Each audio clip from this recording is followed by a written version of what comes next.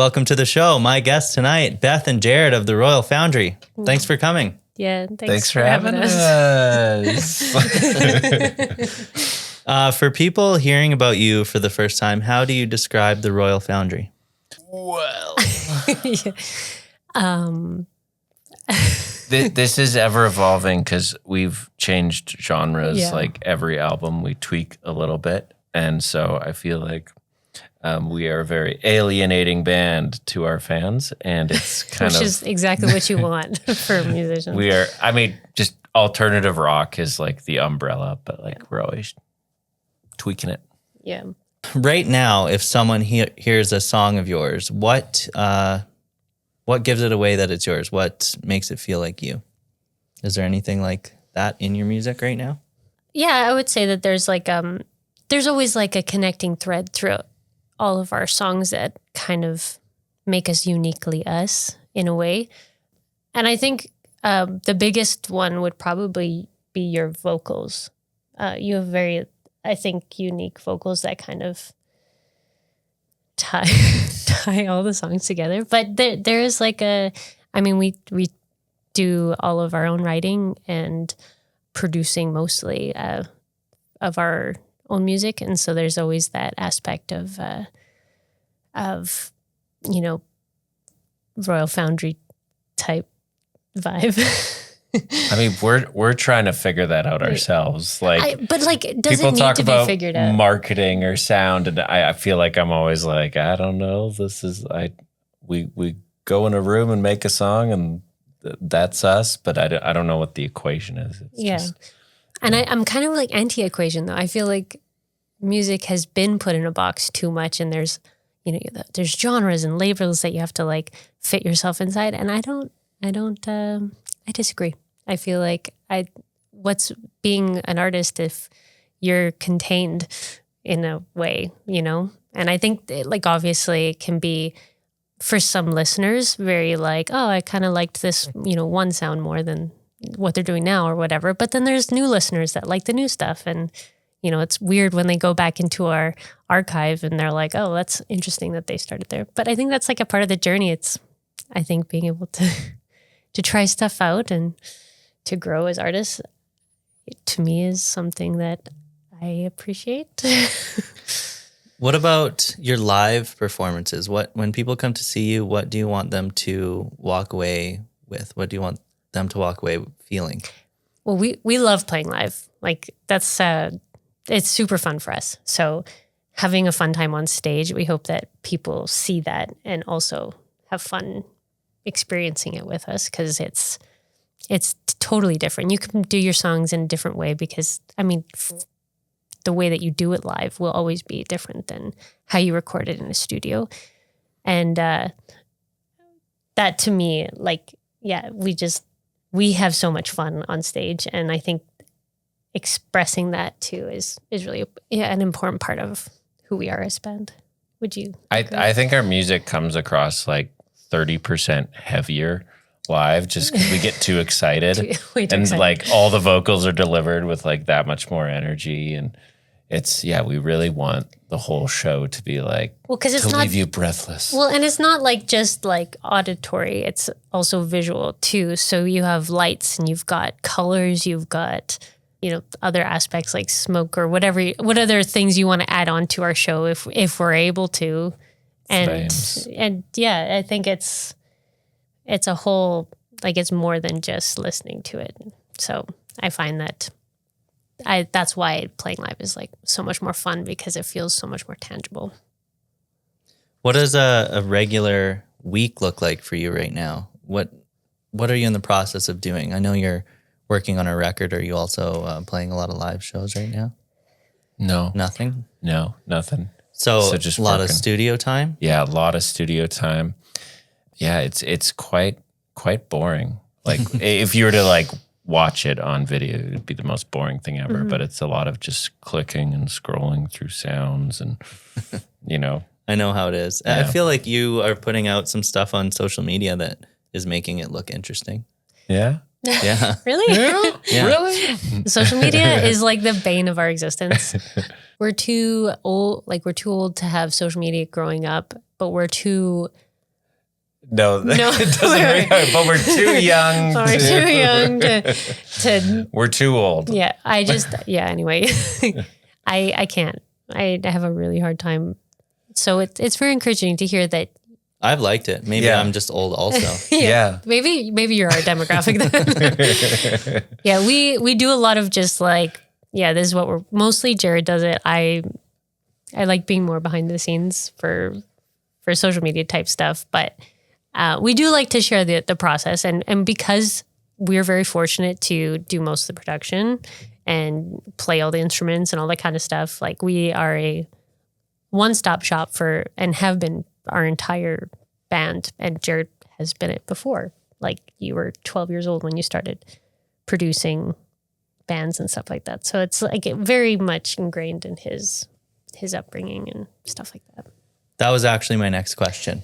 I have one for each of you about this, but for you, Jared, you started music really young, right? It was a part of your life early.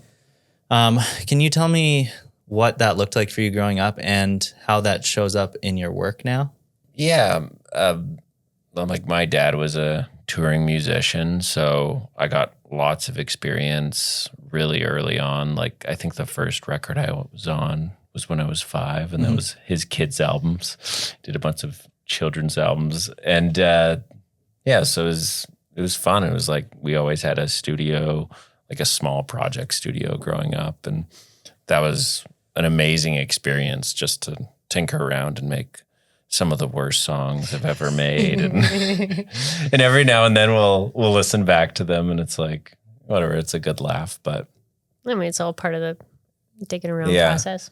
But my dad was actually a huge influence, like obviously, but just with the genre bending stuff, like he never stayed in the same lane. Like every couple albums was something different, and I think I kind of took that on a bit, and it's kind of affected our sound.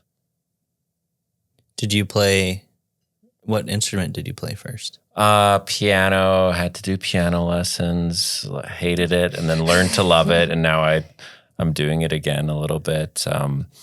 And then guitar for sure was my first love. My first lover. Gross. When did you start singing? The whole time? Yeah, the whole time. Yeah. Awesome.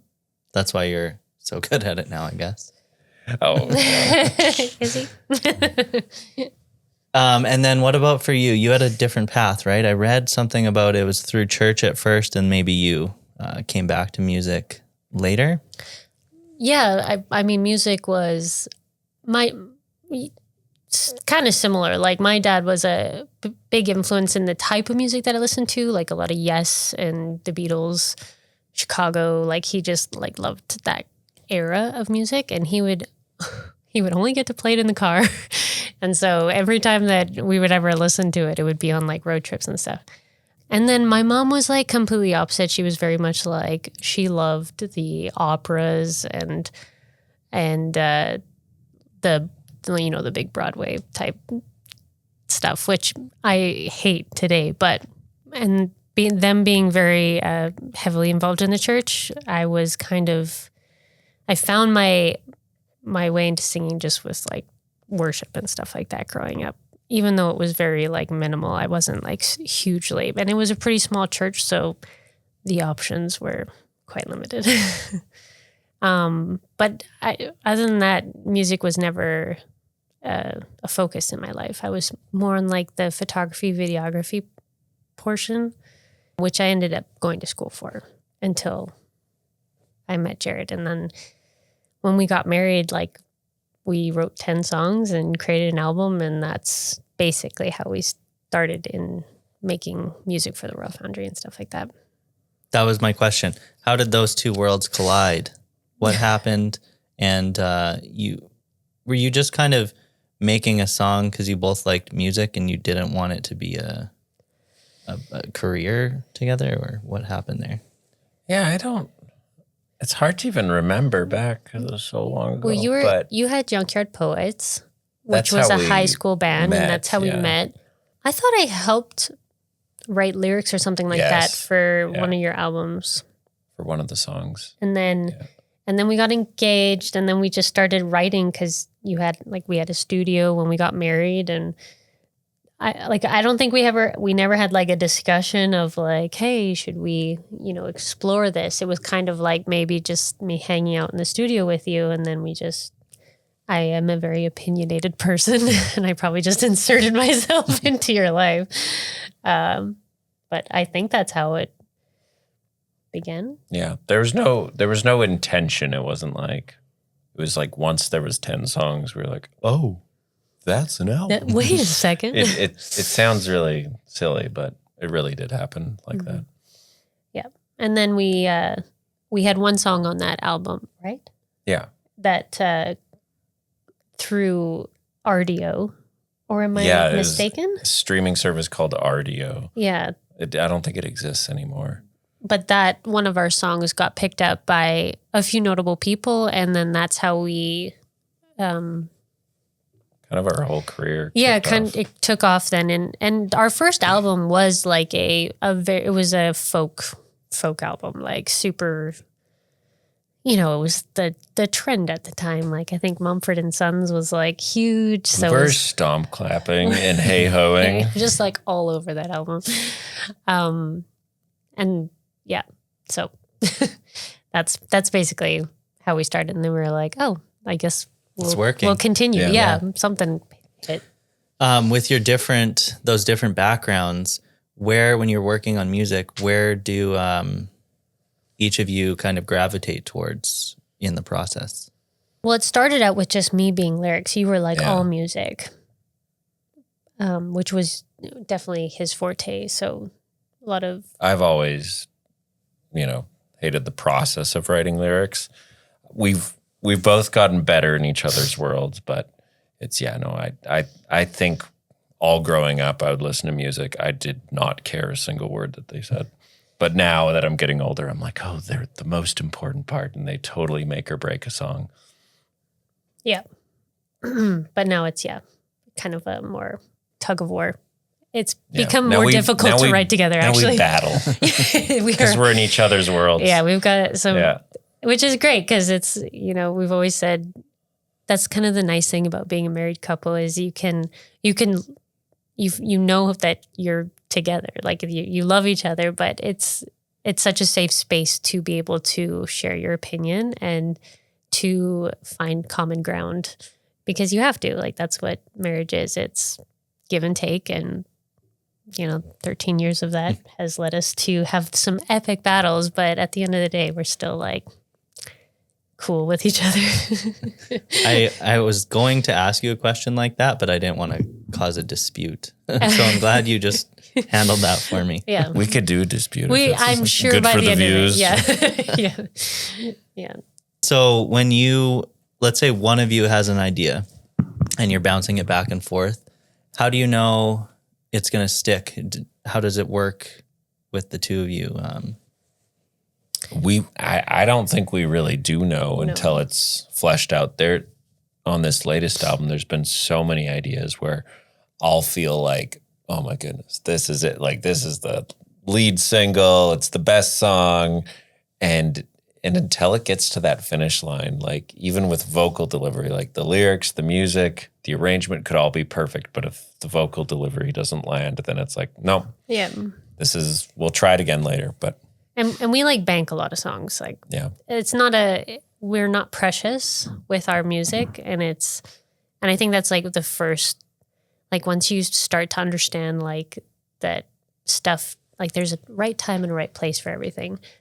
We'll look back on our archive of music that hasn't gotten anywhere, and we'll just, use different parts from here and there. And that's kind of like the nice thing about having such an extensive archive, is just being able to grab a bridge from here, slap it on this and one. you never know like how it'll fit or where it'll fit. And that's kind of the fun jigsaw puzzle part of creating songs. So it really changes from, we'll have songs that have that aspect of it, and then we'll have songs that will flesh out in like an hour, like top to bottom. Like we'll have everything done. And it's, again, that's the beauty of being an artist, is you have easy songs, and then you have like really difficult songs that challenge you and take years to flesh out.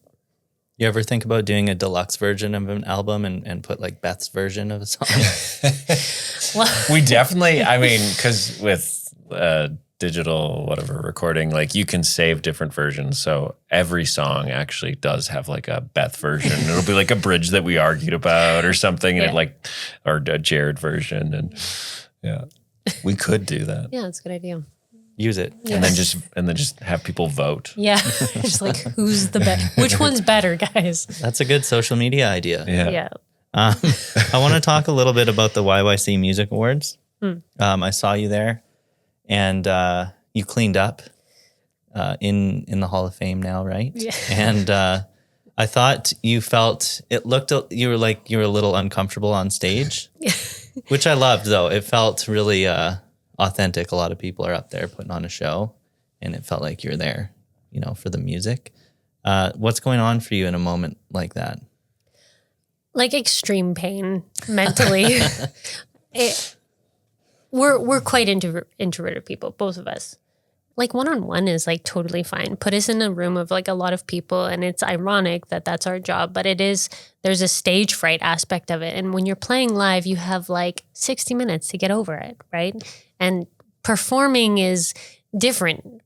When you're speaking, and we've always struggled with this, even in our live shows, if either of us have to say anything in between songs, like it goes from, like it totally takes us out of, for me anyway, it takes me out of the performance. We're bad. We're just that's just not who we are. And of course, like our entire career, we've been told like, you just got to own that rock star mentality and get out there and give people like, the rock star version of you. But that's not which is so who cringe we are, to even say, but we're not rock Yeah. stars. Like we're just artists that create music that we like, and this is how we're performing it. So then just to like put us on stage to speak only. Several times too. Yeah. I feel like we're so much in our heads as introverts that you go up on stage and there's just tons of stuff going on in my mind that I don't even remember. Like I just black There's out. this moment where like they're announcing the nominees, and we're like, oh, I wonder if and then we're like, oh, I hope we don't get it. Yeah, like we go from like it's A like this to very quick Z. And then, We're you're like, walking oh, up there please no. sheepishly, and then Beth apologizes. Oh my God, and you've done that once before. You're like, I'm sorry. I've always said the worst things on stage, always, and I don't know how to get better. It's from the heart though, because we plan. We're so no grateful. speeches. We are so grateful, and of course, like this is, I don't even know how to even say it. We're just we're very cringe. Like inside, I feel so bad. I don't know why. I loved it. I think I took out my phone and pressed follow and then sent a message or something. Like I loved it. Oh yeah. Well, it probably feels good to get acknowledged for those awards. For sure. Of course, yeah. No, we're And it's something, totally you've been creating for how long, and it's been sitting for how long, and then you finally release it. And yeah. So you said it's different going on to perform versus speaking. Do you, when you step on stage, is it a different version of yourself, or are you just totally comfortable playing music, performing? Yeah. For myself, I would say it's like sometimes I slip into like a Southern accent, and I'm like, well, where'd that come from? How y'all doing? How y'all doing? I mean, we did live in Nashville for 5 years. That's so true. Maybe that was why. But it's it's definitely a different persona that takes over. Well, but it's persona, but it's also, like you mentioned, the comfortableness. Like when we really know the song, we know how to play it in a way that we're able to play it so well that we can like be ourselves in a sense. But if we don't know the song well enough, then it is more rigid and it's more of a performance. Like I would even go as far as to say it's less genuine, because you're still like, you're like a split mind. You're thinking about the chords, where you have to be so that you're close to the mic. Like there's all the different, like the gritty aspects of being a performer, which is It sounds making sure you sound good while you're playing it and hitting the right notes and all that. some of our older songs that we've been playing for years, that just come so easy to us, at least for me, I find that I'm less performative, like less different persona for being on stage because you can be in the moment because you actually moment. know it. Like so, you think if you played it too many times, it would get stale, but it's actually, at least for us, the reverse, where it's like, oh, now I can actually interact because I'm not worried about my hands or whatever else is going on. Yeah. As the crowds get bigger and you gain more experience, is it getting easier or is it just the same? The nerves are getting easier for sure. I think right now there might be like a nervousness like 5 minutes before and that's it. Mm-hmm. Whereas before it would just be like, I don't think I can eat. And then it's like 11 o'clock at night and nothing's open. And you're like, I guess McDonald's again. You're just starving. But yeah. Nice. Where does the music video side of it come into it? Does that feel like a performance? Do you feel comfortable acting almost? No. We're not Not actors. me. But we do a lot of our own music videos, and that's my side. That's what I like the most is like I like the creative process of like totally. Even when we write a song, sometimes I have like a visual of like how I want this to look visually if we were to do a music video. And I do lament a lot because there's so many songs that we haven't done music videos for that I have ideas for that I would have loved to have created along with it. But I think I am more of a visual person. So when it does come to writing music, I do always kind of have an idea that I would like to flesh out visually too. We love setting up the shot. We do. And then we're like, oh, now we got to act. Oh, shoot. Yeah. But I think it's all part of it. Like we like to have control of a lot of aspects of our song, and how we do the music videos too is very much a part of that. Yeah. And we have the means to do it and we enjoy doing it. So we're going to take a quick break and check out your music video. We'll be right back.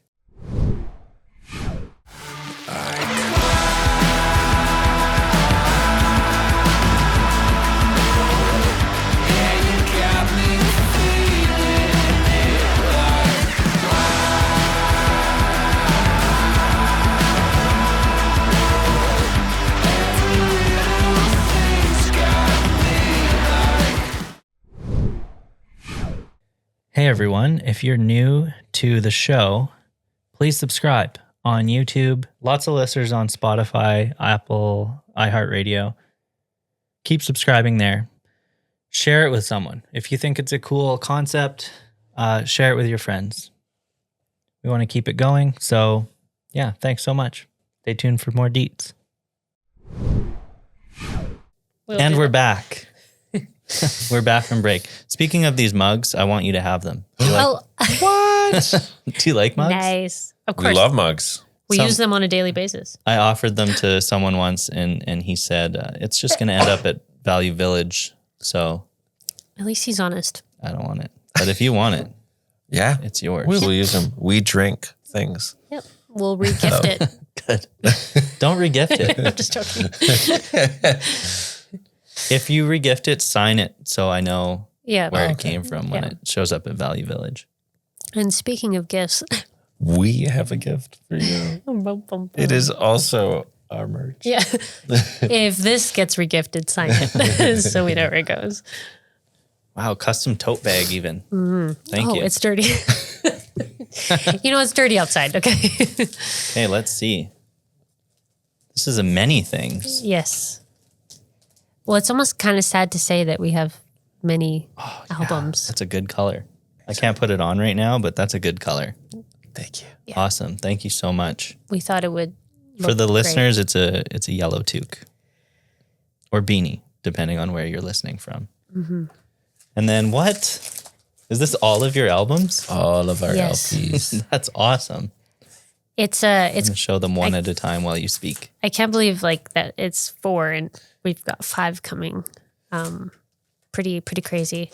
But so Be Kind has a yellow vinyl, which matches the yellow on the outside perfectly, to the point where the guy who who made it, was like nerding out about how close it is. Because a lot of the time it's not close at all when people like try to match colors. But this is your most recent, right? Yes, it is. Yeah.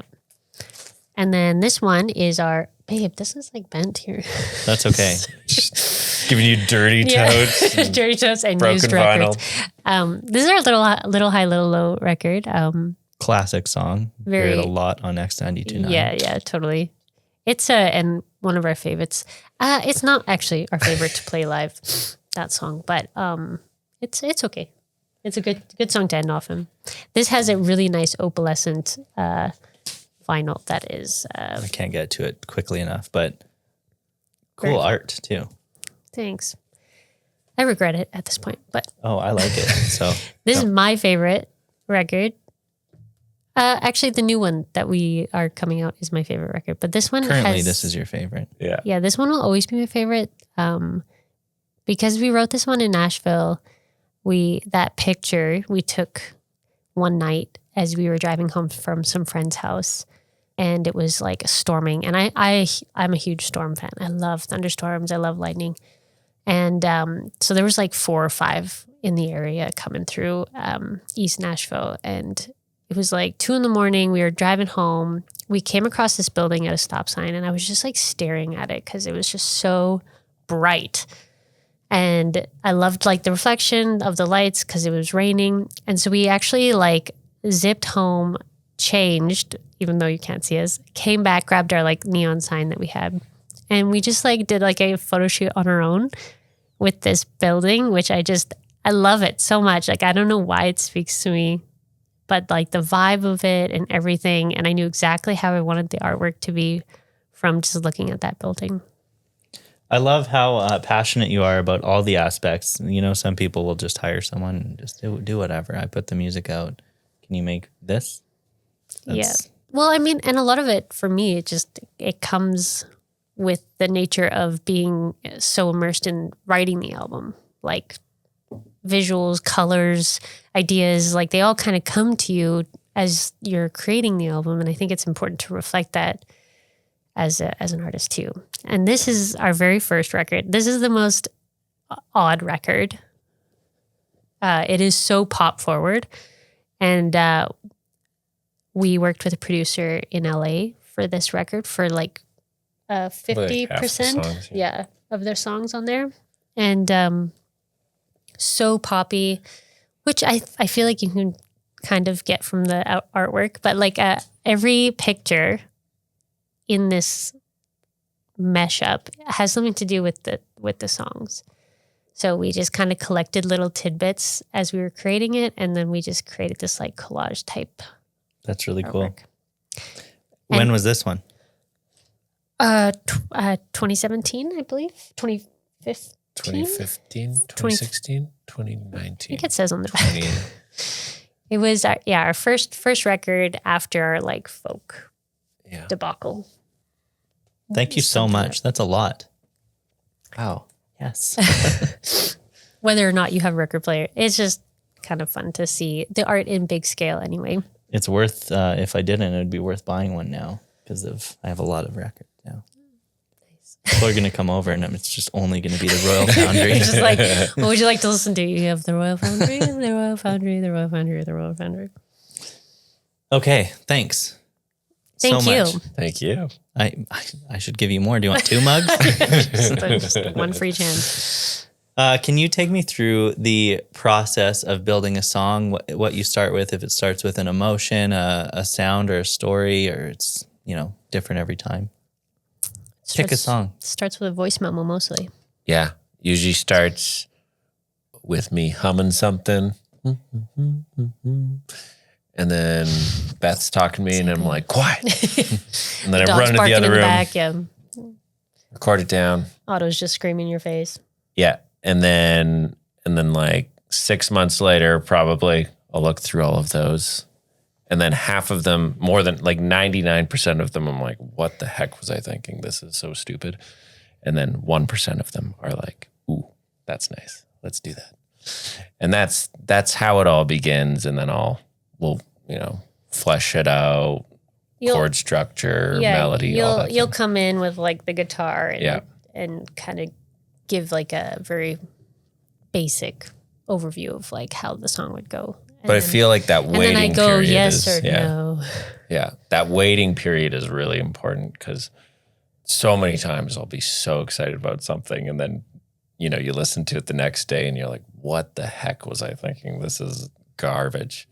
But yeah. And there was one time where you dreamt a melody. Came to me in a dream. Was it a good one? Yeah, we actually had. Do you remember which song? On Greater Good, and and the other one didn't make it. But yeah, that one. Greater Good, which is on Little High, Little Low record. That one came to me in a dream. Dream, and it's my least favorite song. But that was a weird one. Since you're always together, do you still have like dedicated writing sessions, or is it just always? Are you kind of always working, or kind of always working on ideas? Like we definitely have a time where it's like, okay, we have enough ideas and like half quarter demos that are done that it's like, okay, let's put this together and like let's just focus and get the record done. But for the most part, it's just all throughout the year we're messing around and trying to get something. We kind of have to, because I feel like when we're ready to work on the next album, we don't want to be like scrounging for ideas. And also like, when can you control when like a melody hits? Yeah. So. And most of it really doesn't feel like you're writing it. It feels like discovery. It's like you're unearthing something and you're like, oh, no way. No, that works here. And And then sometimes it's straight up plagiarism. You're just discovering you're like, a Beatles song that you heard 30 years ago, and you're like, this is amazing. Yeah. And then you bring it to me, I'm like, that's that one song that we were listening to nonstop last week. So yeah. Where do you find yourselves being most particular now when you're making music, now that you've had a lot of experience? I'm less and less particular about the quality of recording now.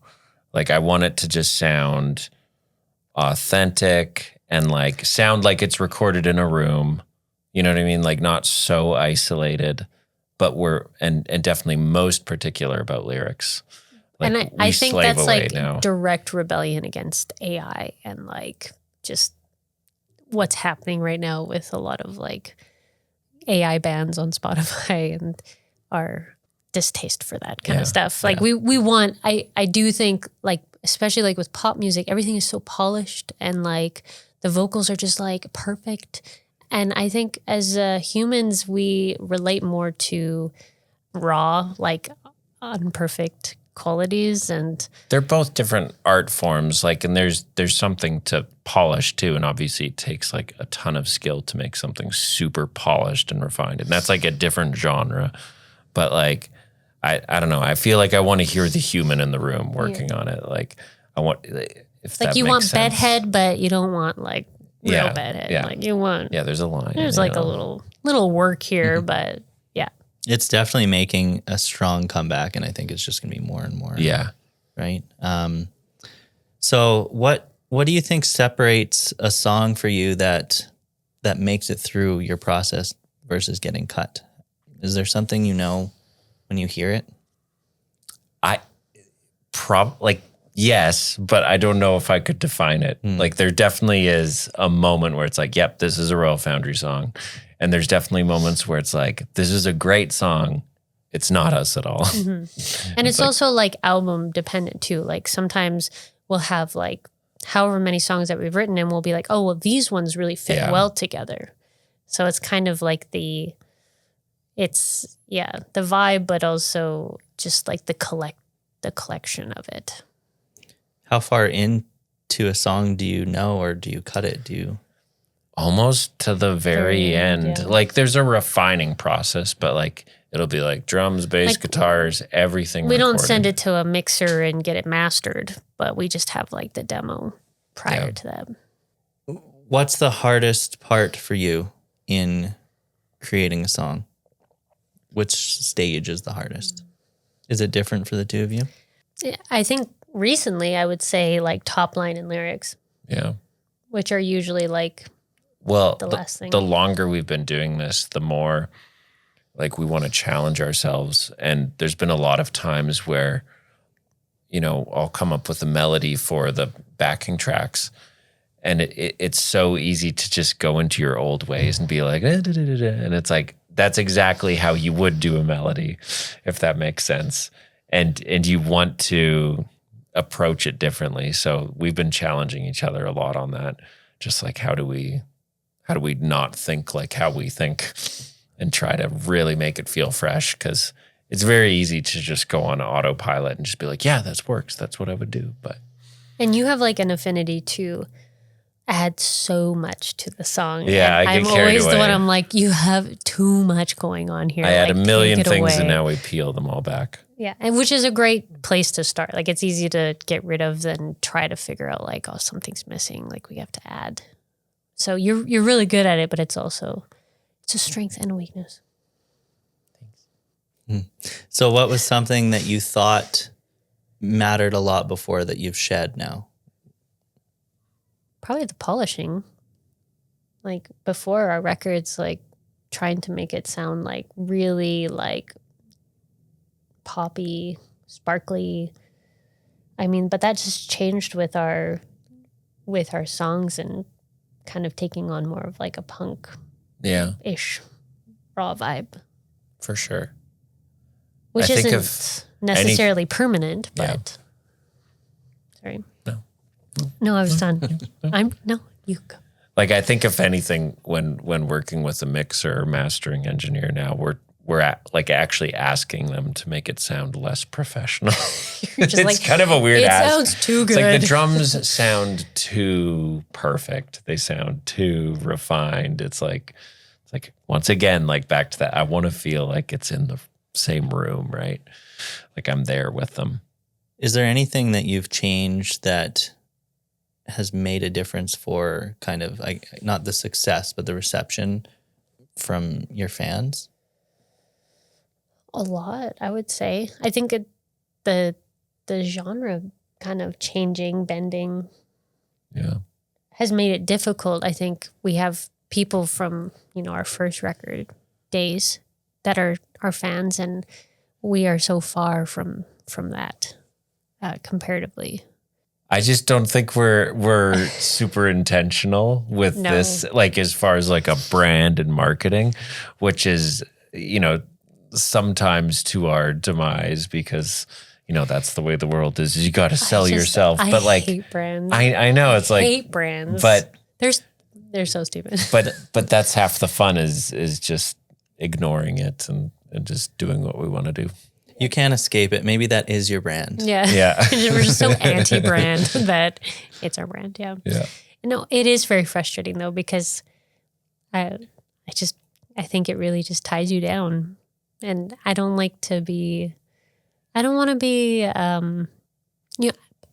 do have to say though, like I was very angry when some of my like high school bands started having different music.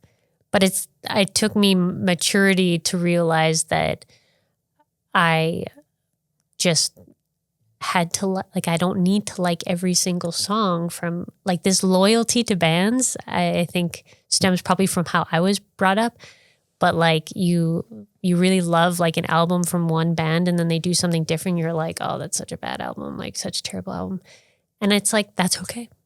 Like it doesn't wreck your experience from your previous album that you love.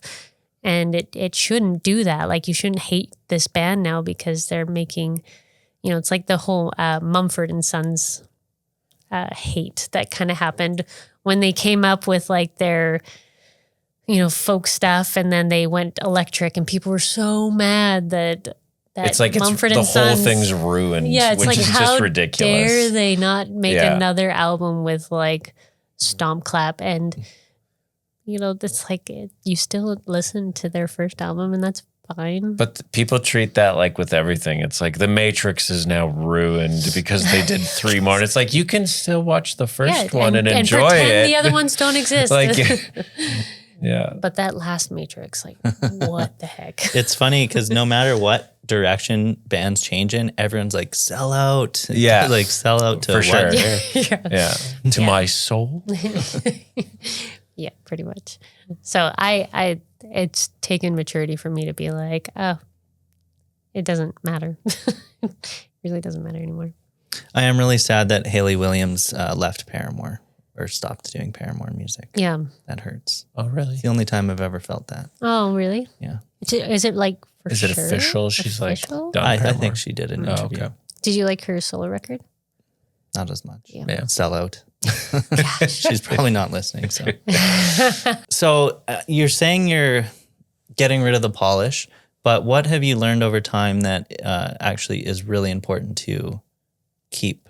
With writing music or being like in a band? Because I would have two different. Let's hear both of them. Okay. I think it'll be interesting on either direction. Well, for being in a band, I would say one thing that's super prevalent is playing live. Like I really would encourage any like new artist who wants to create music. I think live music is so enlightening just as an artist, because there's such a difference between playing your songs live and then just recording them in a studio. And I think that goes across for all genres, like for everything. You can play anything live. And I think that's really honed us in and really understood our relationship with listeners. Because when you create something that people listen to, you can kind of separate yourself as just like a creator as opposed to someone that like listens and accepts the art that you're creating. And when you play live, you're kind of like you're sharing an experience with the crowd as well. And you're face to face with humans, and I think it all kind of adds to how you end up writing music. There's been songs too that we haven't tried out live first, and then we finally do once the record's out, and we're like, oh, that didn't gel for some reason, like. And it almost would have changed how you recorded the song, just like a little faster, a little slower or something. Yeah. So. It's true. And then the second would be like for just as a artist, I think just becoming kind of like just a collection of what we've been talking about before is you become, I think, being less precious about a lot of stuff. I think to stop letting others and genres and things like that to hinder you from just like fully expressing yourself. Like I think even if it's like we've mentioned before, like sometimes we'll write a song and doesn't really feel like a Royal Foundry song. So we'll bench it and we'll put it somewhere else, or, maybe we'll pitch it to another artist that we think is like, would do well with it. And I think that just creating is the most important part, regardless of how you use it. So to be less precious about, you put all this time and effort into writing something or creating art, and sometimes art just isn't meant to see the surface. But it's not a waste. No, it's not a waste. Like you're still growing. Refining you. Refining you. Is that something you wish you learned earlier, or are you glad you took a while to learn that lesson? I wish we learned it earlier. Mm-hmm. Yeah, for sure. Yeah. Because I think it's just, sometimes you are just like, you get really bent on something and it kind of stalls your creative ability because you're just like you're clutching so hard onto something that's not working. It just doesn't work, and that's fine, So, what is something that surprised you about the music industry, I guess, that you had very wrong before you got this deep into it? That's a great question. I would say personally, like being introverted, we are not fit for the music industry, and we although I think most, like a high majority of artists are. Yeah, totally. Yeah. Like there's I think there is like, you need to have like a pretty strong personality in a lot of cases, especially with like social media to really push your platform further. And if you don't have that, it can be really discouraging. And I think we probably maybe just didn't even know because we were just so young. We came into writing music in such a naive way where there was no thought process. There was no planning. We just wrote songs together and then something happened to pick up. And you hear this story, like the overnight success stories all the time, like Justin Bieber, discovered in a subway, however we got discovered. In a subway. In a subway, playing drums. He was just eating fresh. Yeah. But like you kind of expect something like that to be owed to you. And it just doesn't work that way. Yeah, I don't know. Yeah, it's I don't know if I answered that. You did. And it also might have actually changed. It might have not even been that way when you started, and it's just changed so rapidly to that format, which is unfortunate in a lot of ways. Yeah. What do you think people misunderstand about your job at this level? Oh, I think there's like a lot of misunderstanding about just being artists in general, and we can tell from like we talk about how our family still perceives us. Especially my side, like Jared having a father, a touring musician, he experienced it with his wife's family. Like, there's just, when you're in the arts and you're able to make a living, somehow it just does not compute with a lot of people who have like 9-to-5 jobs. And we've always kind of had this, I cannot tell you how many times we've had to explain what we do and how we make money to our families. And it is a little discouraging because it's like, what other job would you have people asking you that kind of like those kinds of questions? Like, how can you make money as an accountant? Exactly, right? Yeah. What are you going to do later? Yeah. Well, it's because, you hear these news articles about Spotify pays whatever, how many pennies per, and you think that's the only part of the equation. So, I mean, there's a lot of misperceptions there, but being an artist now means hustling a lot and, taking 2,700 different parts of the pie to make a living. And that's what we have to do. So we're doing a lot. Mm-hmm. We were very fortunate to have signed with a publisher pretty early on in our journey as musicians, and we moved down to Nashville for it. And describing what we do, to describe what you do when you are signed to a publisher to our family, is a very simple description. Like you just write not necessarily jingles anymore, but you write songs for commercial and TV, like specific. Like companies request very specific vibes and even down to like very specific like BPI and BPMs. BMIs. and then you just like write a song, or if you have something in your archive or whatever, you submit that and then it goes into a pool and then the company chooses it. And we were fortunate to get like a few commercials and stuff like that during our time. But to explain that to somebody like my parents, for instance, seems like, I don't know if it's just their age and they just cannot compute, but it's just like they're like, you do what now? Like you write jingles? Like they're so like old timey in that sense. And so we've had to battle a few conversations along those lines. Now we've learned to just not care. Yeah, now it's just more like, just write songs for TV and commercials. Does it happen to you on the other end of the scale where people think you're like super rich because? I remember early on, my brother, he's a nurse, and another nurse asked him. He's like, "So have you received any perks from them?" It's like, what are you talking about? It's like, like house payments. Like what? Like money? Like we're driving an Ford Flex. What are you talking about? Yeah. But I think I've overheard a couple times when we're loading up the vehicle, schlepping our stuff after a show, and people are like, "Oh, they're in a minivan," and it's like, "Yeah." It's actually not a minivan. It's not a minivan. It's a Ford Flex, but and it is a really cool modern but it's station like, wagon. I take pride in that. I'm like, yeah.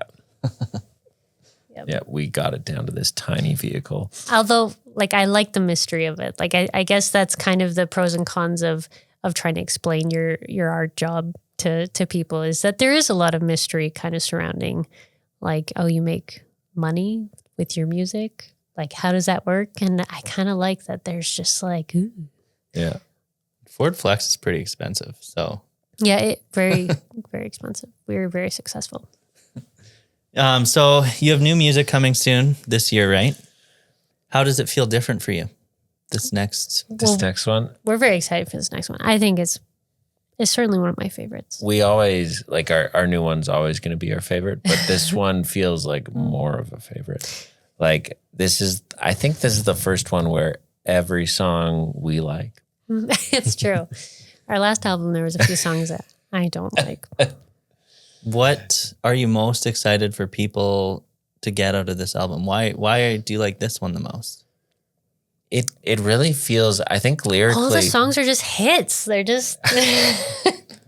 Lyrically, though, it feels like the most honest album we've ever done. The most, I don't know, like raw thing that we've just slapped our hearts on the table. And we also like just tried new things that we haven't tried before, and used like new instruments that we've never used before, and really just like, just did stuff that we got really excited about during it.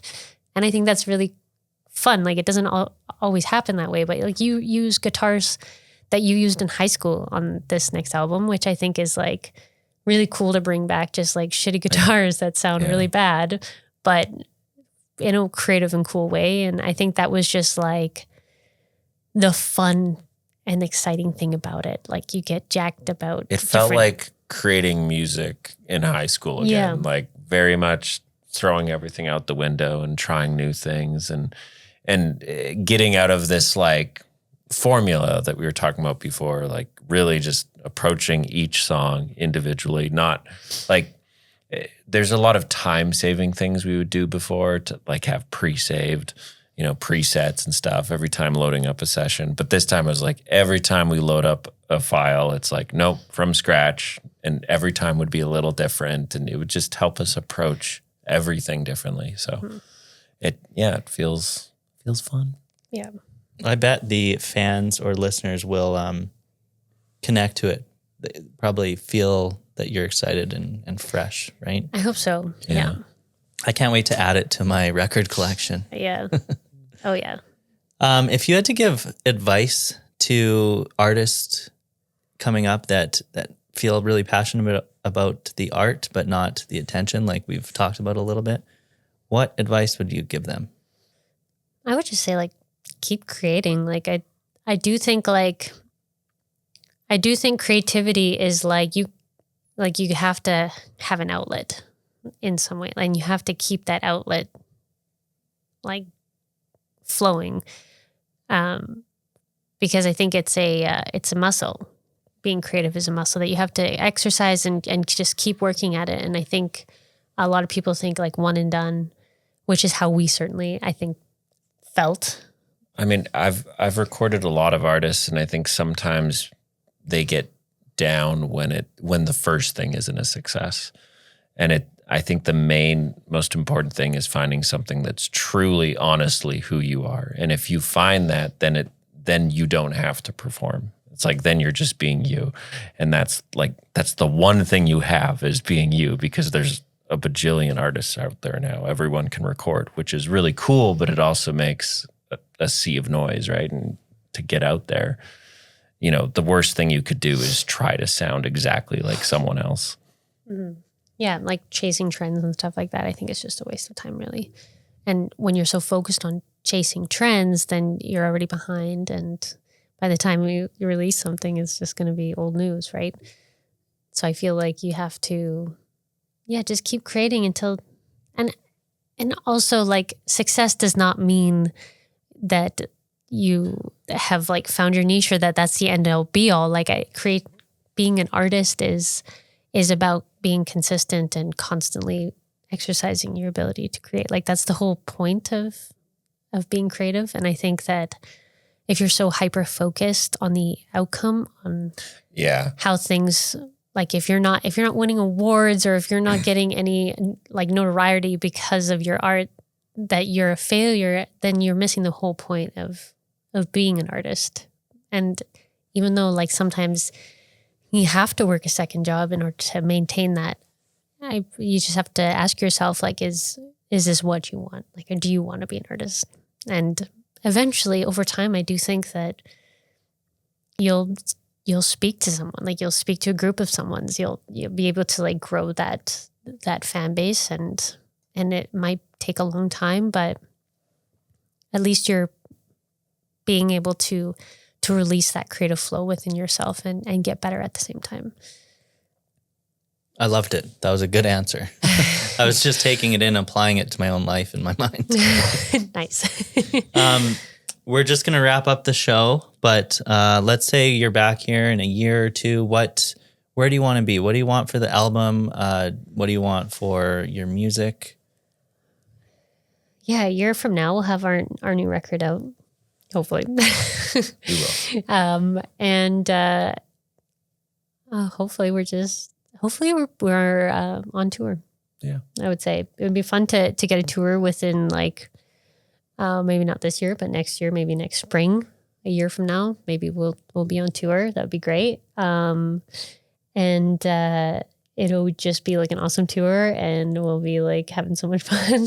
Honestly, like as far as like where the album takes us and success, like this sounds cheesy and maybe like I'm lying, but like we try not to care. Like the fact that we're able to support ourselves making music is the dream. Yeah. Anything else is gravy. Yeah. And so it's like if we make something our fans like and new people like, it's like, that's amazing. Mm-hmm. That's a rock star mentality. I love it. That's the episode. Do you have anything else you want to say? Also, shout out anything you want to people, where to find you. And The Royal Foundry. RoyalFoundry.com. Royal Foundry at the Royal Foundry. At the Royal Foundry. Everything. Occasionally we are on social media. We're trying to get better though. I think you're good. Any parting message or anything else you want to say? Thanks for having us. Thanks for having us. Thanks for doing this show. Yeah. This is really fun. Thanks. Yeah, keep it up. Okay. That's it. I take these off and it ends immediately. Bye. Bye. Bye.